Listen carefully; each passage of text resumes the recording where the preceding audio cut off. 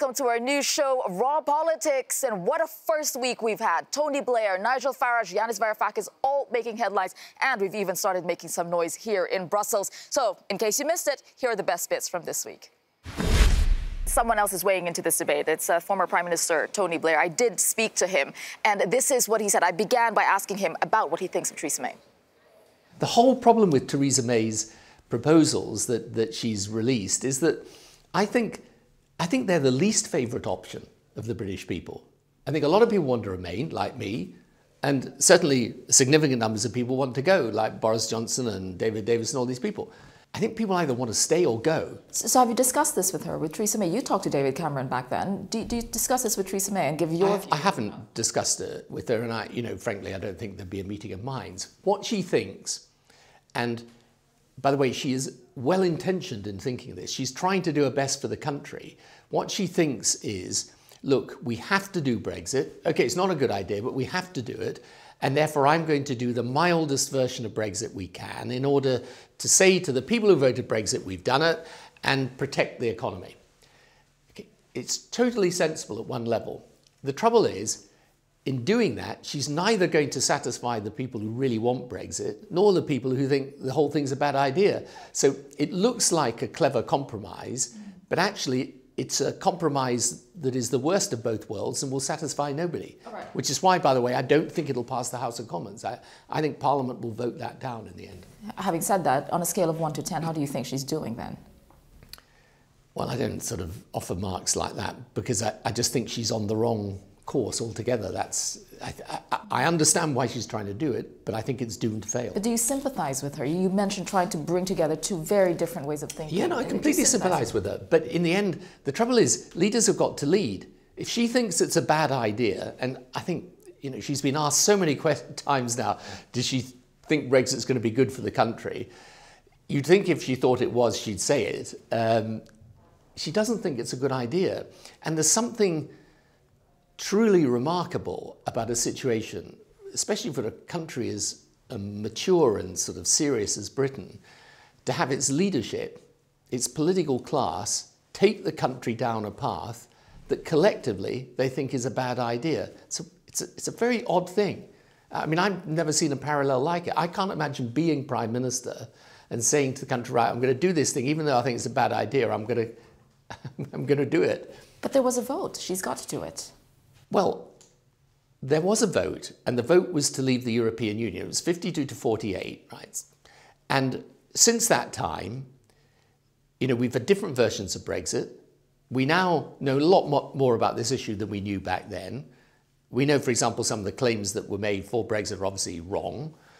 So, in the end, there's nothing wrong. It's an odd thing to say the British people should not be able to have a final say once you come to the crunch moment and you're going to leave. And, when I read people saying, oh, they're going to be sort of a revolt of the people if you have another vote. I mean, why? You're giving the people another vote. And by the way, if they then vote to leave, even people like me are going to have to say that's an end of it. I just want to bring up, a video that's resurfaced earlier from 2005, you talking to Nigel Farage at Parliament. I think that was quite entertaining. Let me just tell you, sir, and your colleagues, you sit with our country's flag. You do not represent our country's interests.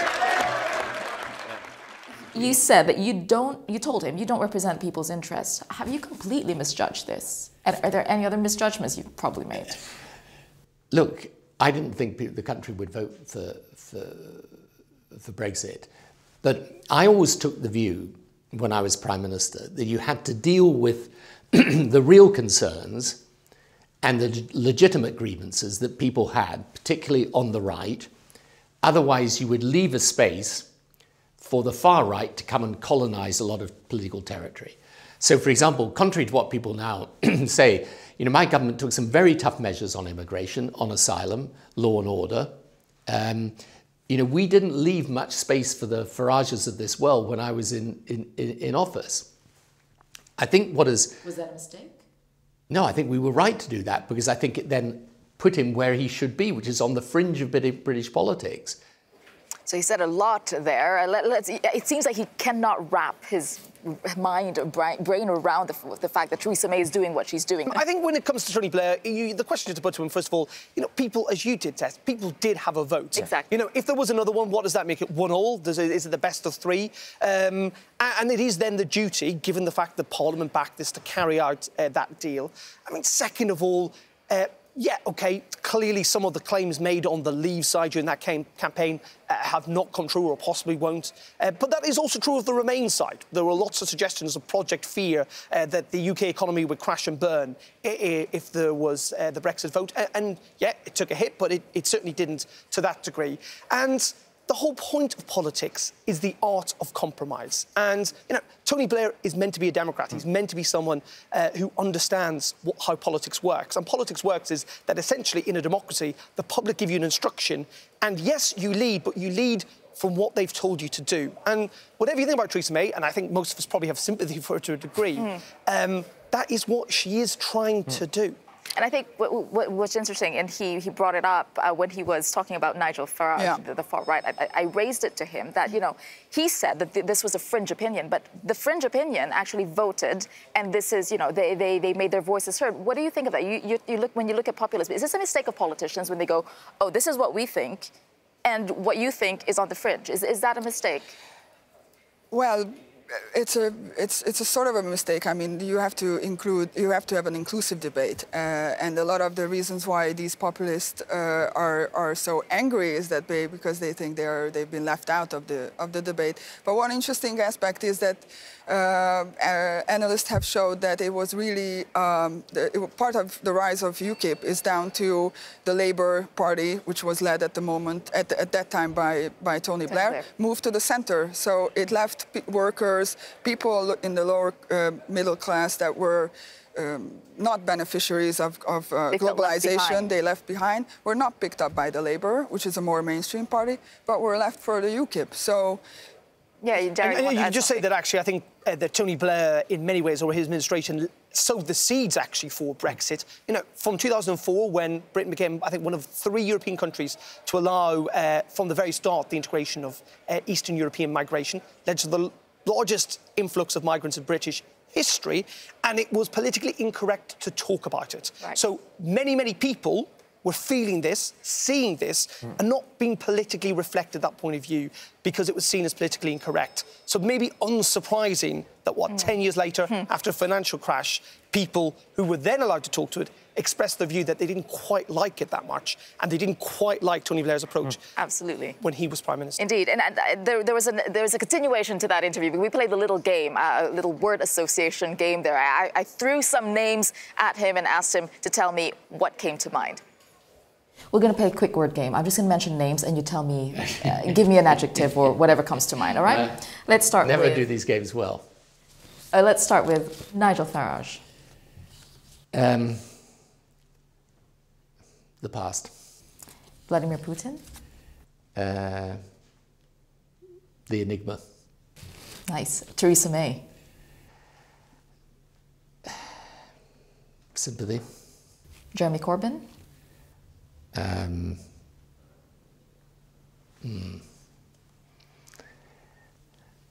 Well, I hope he deals with this, but at the moment, anxiety.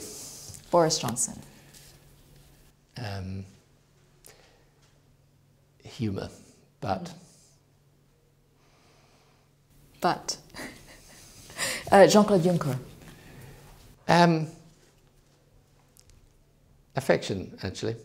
Really? Yeah. Despite our disagreements, I actually think he has a real integrity about him. Angela Merkel.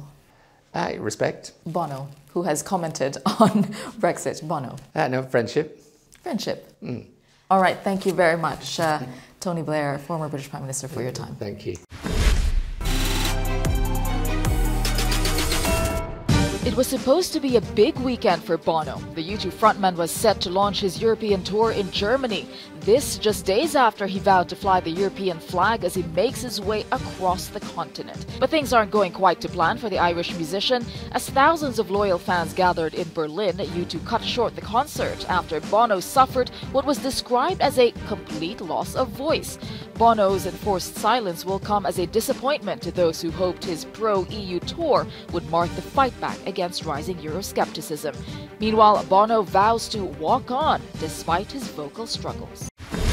Yanis Varoufakis, academic turned politician, became the poster boy for resistance against the EU's push for austerity in times of crisis. Now, his time in power was brief, but we haven't seen the last of him yet. I caught up with him recently to find out what's going on with democracy, his thoughts on Steve Bannon, and much more. You know, you're here, you're speaking at a series called Killing Democracy. So, is it dead? No, but it's the most fragile of flowers. It's so very easy to crumble it and to crush it. And unfortunately, after the 2008 crisis, which is still with us, we are having the political disintegration on both sides of the Atlantic of liberal democracy and democratic values and processes. People voted for you for a certain reason, and I think people voted for your party at that time because they were fed up with everything else. And now we're looking at people voting to the right, to the other side, to the far right. That's not what we're seeing. What we're seeing is people staying on their couch and in their homes and being completely uninterested in politics. What is winning is abstention, apathy, depoliticization. That is what's winning. And there is a profound difference between the vote that we received in January 2015 and the vote of the referendum in July 2015, that magnificent 62%, and votes after that. People now vote passively. They are voting, they are trying to work out what is the least bad alternative. Is that why you think people are voting right now in different countries? You've got Italy, you've got Sweden possibly now going in that direction, and you have Steve Bannon coming into Europe saying, well, I'd like to reunite that far right. Do you think that's why that trend is happening? Since 2006, I've been giving lectures and I've been writing articles warning that the great financial crisis equivalent to 1929 is going to hit the West. And that was indeed the 2008 crisis, our generation's 1929. And that if we pretend and extend that crisis and introduce austerity for the many and socialism for the bankers, which is exactly what we did, we are going to unleash demonic political forces that will recreate a postmodern 1930s with a nationalist, quasi-fascist international rising up both in the United States and Europe. This is exactly what has been happening. Are we there now? Are we there yet? Oh, absolutely. Well, I'm joined again by our political editor, Darren McCaffrey, Dutch Liberal MEP Sophie in 't Veld, and Lorenzo Consoli, EU correspondent for ASCA News Agency. Darren, I'll put this to you. Strong words from Yanis Varoufakis there. Yeah, strong words and an interesting thought process. I mean, I would counter it slightly by the fact that actually we are seeing the rise of the popular right in countries that are doing pretty well, actually. So, OK, we saw Golden Dawn in Greece when there was the crisis there, 5 years ago. But we're seeing the rise of the right in places like Germany. Unemployment is historically low in Germany. It's got incredible growth. It's doing very well successfully. And this is a challenge. Why is the rise of the right still happening when actually people are still, and are now, relatively well off? Is it because they resorted to identity politics? And we're seeing the rise of the right because of identity politics, essentially because of immigration. And that, again, is nothing new. I mean, it's interesting. 1666, the Great Fire of London burned down half the city. There were riots the days afterwards. Why is that? Because they blamed migrants for starting the fire. That's not new. What is new, though, is, I think, the sheer scale, the sheer widespread scale that we've seen of the rise of the right across Europe. All right, he has more to say. Let's just hear a little more from Yanis about these demonic forces, as he called them. Something demonic, but they see yes, it's the postmodern 1930s. Yeah, but they say it's people voting because this is how they really feel. You don't believe that? Absolutely believe in that. And this is our tragedy. It is our failure. Whose failure? It is a failure of the liberal democratic establishment. It is the failure of people like us on the left who failed to unite and put forward a program for a new deal, something like FDR's New Deal. Our movement, DiEM25, is trying to do that. We have a new deal for Europe.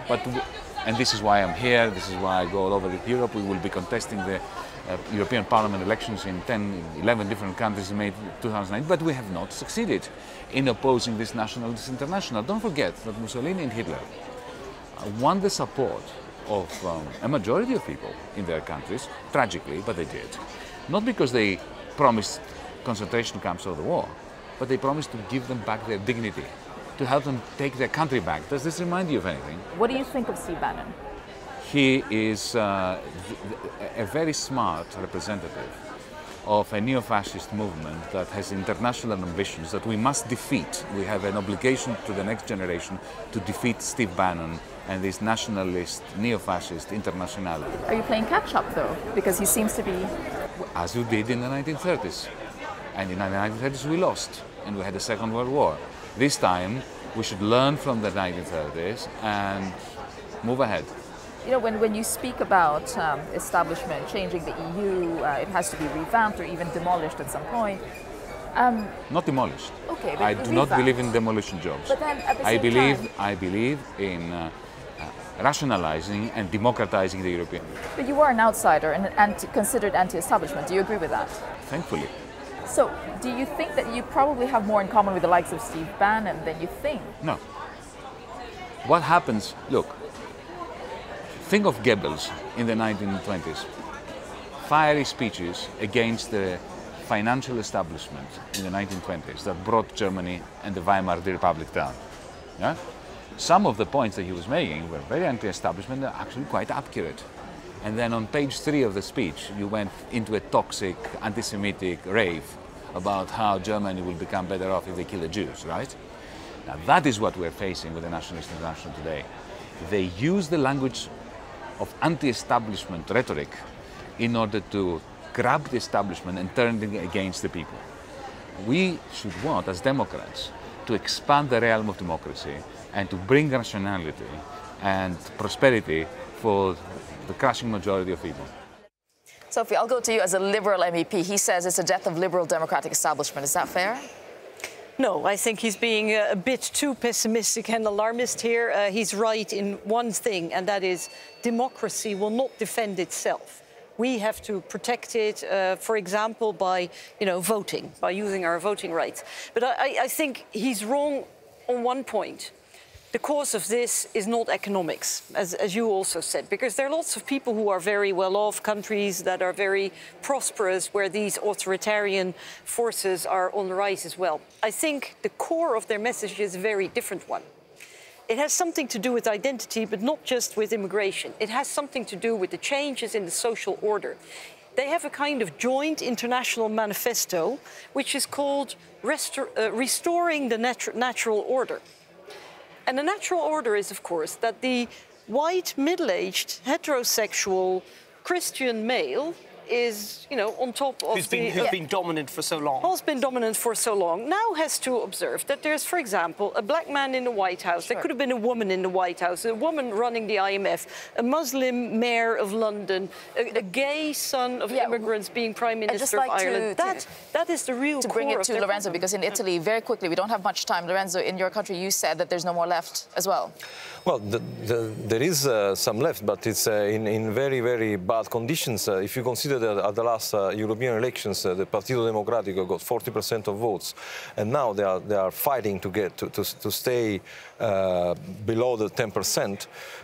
What happened to all these voters? Where did they go?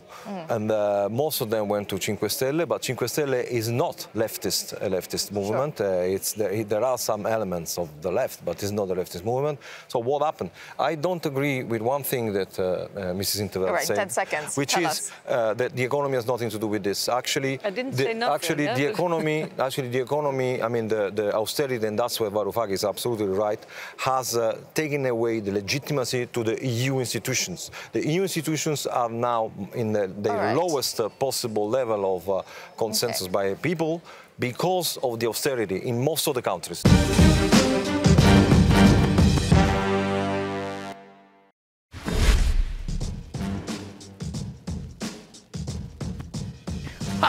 Florent Philippot, it's never here. You know, if you would just put the whole of UKIP on detention, we won't miss them. They don't do anything here and they're only an annoyance, so. I would like to put Verhofstadt on detention, and I join him for a good couple of hours having a negotiation of the way forward for Britain, Europe and the rest of the world. I think that would be fun. Yeah, and Darren, welcome to Brussels. What about you? I know, What are you looking my first forward day. You to? can see the enthusiasm there amongst the MEPs back here. But yeah, it is a pretty crucial time. You know, we've got Brexit, we've got immigration, we've got those elections coming up next year. I mean, it's going to be busy. Here in Raw Politics, all week we've been showing you stories from Sweden ahead of the elections. Now, tonight we will show you the story of two men who are at the opposing ends of the immigration debate. Here's a report from Euronews' Stefan de Vries. Here in Gothenburg, the 8 competing parties are actually campaigning together. It's very joyful, people are talking together, you don't really see any political differences. It more or less feels like a Christmas market, and I think this is campaigning the Swedish way. It all looks peaceful, but this year it's different. The Sweden Democrats, with roots in the neo-Nazi movement, is stirring up Swedish politics. According to their leader, the country needs to be saved. Mitt namn är Jimmy Åkesson och jag kommer göra allt för att reda ut det kaos som ni socialdemokrater och ni moderater har skapat. Åkesson is 39 years old, but an even younger generation is already knocking on the doors of parliament. Tobias Andersson is the president of the youth wing of the Sweden Democrats. At 22 years old, he is almost certain to become one of the youngest Swedish MPs. Why did you choose to go into politics? It happened by mistake. I saw certain issues in the country when it came to segregation, to criminal rates and so on, that I really felt that I could help and that I could do something about that. I see actually a very happy country, very rich country. What do you think are the problems this society is facing now today? Well, it's segregation and when it comes to criminal acts. I mean, we have an issue right now with high amounts of sexual assaults and rapes and so on, and that's obviously safety is the biggest issue this country is facing, and to a far extent that is has been going on as a consequence because of the migration policies that we've had. There's actually no proof that immigration and crime in Sweden are linked, and although there is a light increase in crime in general, compared to other European countries, Sweden is still relatively safe. I don't want to compare Sweden to other countries. I want Sweden to be safe, and I want people to feel safe in Sweden.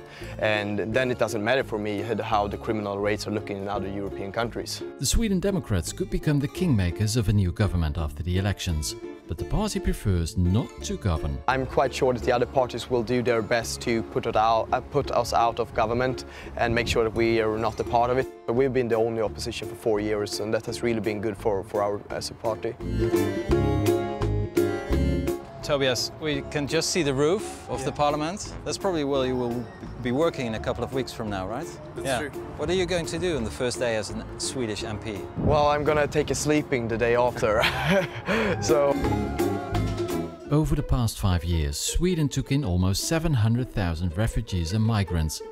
This may worry Tobias Andersson and the Swedish Democrats, but many newcomers integrate successfully. One of them is Hussam Al-Homsi.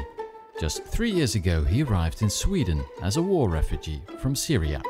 He now speaks Swedish fluently and is a consultant at Deloitte in Stockholm. We are in Sweden, and in Sweden people speak Swedish, and everybody obviously wants to speak their own language, which is something I respect, of course. I started speaking with people in Swedish, of course making a lot of mistakes. A lot of the time was funny. I would say something sometimes embarrassing, but people would know that I'm just trying to speak. The attitude that people has against immigration, the stress that people has when they start talking about immigration and immigrants and integration. Obviously, these are very hot topics, but I respect that people are scared. People see problems and they want to fix it. Do you see a future for yourself here in Sweden? Of course, I like it, and I would love to stay. We're getting into the election right now, and who knows what's going to happen. I have very good friends and network, and I have normal life here, nice life here. So I'd like to continue and stay. Hussam and Tobias might be each other's ideological opposites, but they also have a lot in common. They are two ambitious, well-spoken young men who are passionate about Sweden and concerned about its future. In another political climate, they might have been friends. This Sunday, Swedish voters will decide which path the prosperous Nordic nation will take. Well, with me to unpick the politics and see what's swaying Swedish voters is our political editor, Darren McCaffrey, Teresa Kushler, a Swedish journalist from Svenska Dagbladet, and Politico's Ryan Heath. Teresa, I'll start with you. You're from Sweden. What did you think? You were reacting to that report. Tell us what you think about integration, immigration, all the issues. In general, I just want to say that foreign media in general, they're focusing a lot on the Sweden Democrats and the rise of the far right and the integration. But obviously for us Swedes, we don't really recognise ourselves in this. It's an election with many, many topics. We talk about taxes, unemployment, the welfare system, the school system, whatever. So it's a little bit, I think it's a little bit strange to see all these apocalyptic reports from around the globe. And Ryan, I'll put it to you. You're part of the foreign media outside watching Sweden. I mean, could the Swedish Democrats be a kingmaker, you know, have the balance of power? Is that... They could. I mean, what Swedes are used to is a government being formed within 24, 48 hours after the election. We might not see that this time. Sure. However, the Swedish Democrats were up to 24% in the polls in July. They're now down to 19%. They're the party that's been losing over the summer. Right. So that's obviously better than they were doing, but they're not at risk, really, of coming first in the polls anymore. So I think we do need to keep it in a little bit of perspective there. All right, what do you think, Darren? Well, I was going to ask, actually, how you feel about the perception that's now being built up about Sweden. Because you're right, there is this now perception that actually this kind of bastion of kind of social liberalism is no longer the case. I mean, Donald Trump routinely quotes Sweden in his speeches. Absolutely. Well, it's actually interesting for me to see that the word Sweden is now not just a country, it's a concept. If you see the alt-right voters or whatever, they would say, oh, you know, Sweden. And they don't need to explain anymore. Everybody knows what they mean. Just like, you know, if we here in Brussels, we say Macron, everybody knows what we mean. We mean liberal, but is there an element of truth like that Sweden is facing problems that it has not seen before? To be honest, crime is down, but perception of crime is high. We know we have the typical also what your reports here before showed, that there's a lot of news coming out. But perception does drive opinion and does drive people to vote. It's true. Well, here is an important point, though. Sweden, in contrast to its feminist perception, has always had very high, surprisingly high levels of domestic violence. So the idea that somehow refugees have brought that to Sweden in the last 3 years is really a false idea. It's one of the dirty secrets of Sweden. So there's a lot of perception at play, but it's not always one-way traffic. And the one thing, for instance, I know that Nigel Farage from UKIP front figure, he has often mentioned the high rape numbers of Sweden. But there's a very simple explanation for that. There is no pan-European definition of rape. And we changed our law in Sweden to put all kinds of actions to be defined as rape that was previously defined as sexual assault. So we have incredible number of rapes, obviously, because it isn't not even defined as a rape in other European countries. But as it is in every country, there are the nuances, clearly. But even here in Brussels, when MEPs from other countries look at what's happening in Sweden, they are looking at it with a bit of anxiety because it could impact what will happen here in Brussels. So there is, yes, it's a perception, but there is a fear of an actual impact. Yeah, and we've been saying this week that is it that Sweden is becoming a bit like the rest of Europe? That is becoming a typical European country. There is also, sometimes they say, no, it used to be a happy welfare state, but now it's a country run with problems. I'm sorry, the welfare state is still there. We still have free school and free healthcare, and we still have, you know, up to 2 years of parental leave. Like the welfare state is not in opposition to immigration or integration. Yes, there have been, of course, problems with integration because we have received many, many immigrants, and not just now in the last few years, but for half a century. And, you know, it has created this pocket. But to be honest, if you also look at statistics over European countries and how welcoming they are to immigrants, Sweden is still top of that list, with something close to 80% saying immigration is good. Well, certainly we will all be watching closely this Sunday. Yeah. And although Brexit won't be a walk in the park for the British government, other UK politicians might have plenty of time for leisurely strolls. I caught up with Nigel Farage at the end of the summer break to hear what he's planning post-Brexit. And here's what he had to say. Thank you very much for joining us today. I think I'd like to start with, what are you doing here? Isn't your life's mission over? The Brexit has happened. Well, no, I'm still an MEP, number one, so I should be here until the 29th of March at midnight, when I'll be given a bag with all my possessions in, thrown out into the street, and my key to get back in won't work, provided we leave. But I'm also still leader of a group. So I've got Eurosceptics from a whole number of countries here. And, you know, my mission isn't just to get the UK out of the European Union, it's to get Europe out of the European Union. I want to live and be part of a Europe of independent sovereign states. Let's be friends, let's be neighbours. But frankly, I believe what's been built up within Brussels is against the interest of all of those countries. So I'm going to go on fighting whether I'm an MEP or not. Do you feel like you are bringing it down from within? Well, I mean, the irony is that it was through becoming an MEP that I got the voice that I got. Isn't it a bit hypocritical, though? You're here benefiting from I don't the money, think so. from I mean, the salary. Oh, no. I said from the start, you know, rather like the Salvation Army go around public houses, you know, selling their magazine, even though they're anti-alcohol, they've justified it by saying they take the devil's money to do God's work. And as a Eurosceptic, I freely admit, that's what I've been doing here for the last 20 years. I mean, you've got Catalan separatists sitting in Madrid. All over the world, you get people in parliaments who actually don't want to be there. Look, your guess is as good as mine when we have economists predicting what is going to happen down the road. Now, if you turn out to be wrong, are you willing to go out to the public and apologise? Well, I'll tell you what, I was right about the exchange rate mechanism against all the experts back in the 1990s. I was right about the euro. Thank goodness we didn't join the euro. And many of the experts were wrong, who said the City of London would close down, manufacturing would leave, and it didn't. We've done very, very well since the turn of the century. This is not going to be wrong. But also, can we please, please, please recognise the Brexit vote was not about economic forecasts. It wasn't about one person saying we'd be better off, one person saying we'd be worse off. The Brexit vote was about political independence.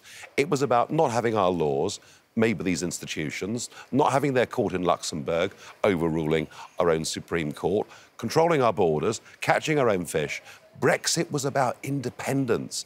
And the great con here is for 50 years, the political class have sold this to us as somehow it's all about economics. We were told it was a common market, it became a political union, and frankly, they can try and scare us as much as they like. It's cry wolf. We're just not listening anymore. That kind of rhetoric, let's say, it's a bit, you know, it's nationalistic, you could say. You want your sovereignty. Fine. It's nationalistic, absolutely. And you know what? All over the world, people want to live in a bloc that they recognise to be their own, that they give their allegiance to, that they pay their taxes to, that in tough times they would actually defend. That is why nation-states work. And what has happened here in the European Union is a group of very disparate, very different countries have come together for the purposes of trade and cooperation, good, and it's now become about building a United States of Europe without asking anybody. It doesn't work. But the idea that the European Commission, this bunch of old men that we can't vote for, we can't remove, should be the bosses of Europe, all of us want that to go.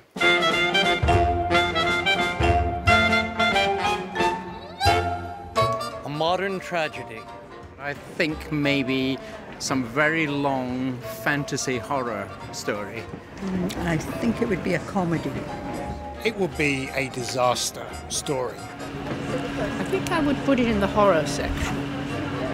I think it would be a thriller. The most appalling kind of Greek tragedy you could ever imagine. I think the opening line would be looking for Nirvana. In the beginning, there was a very fine and fantastic Europe. The Boris bus pulled into town, promising the world.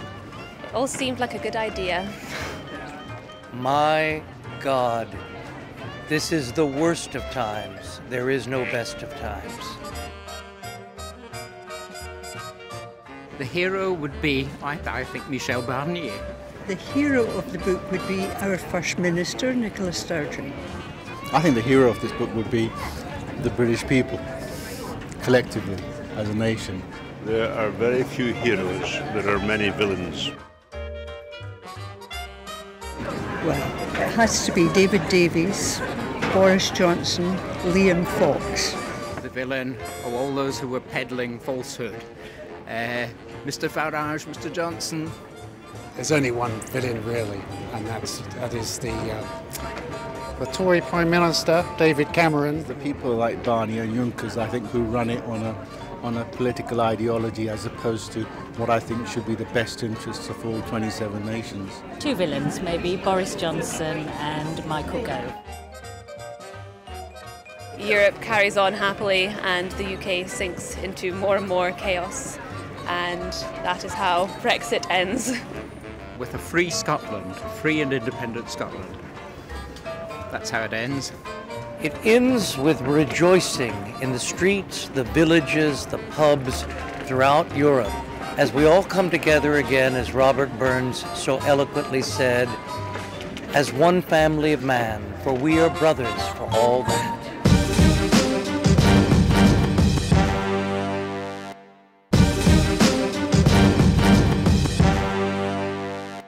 Our exclusive interview, we talked about bots, deepfakes, and election interference. Let's take a look.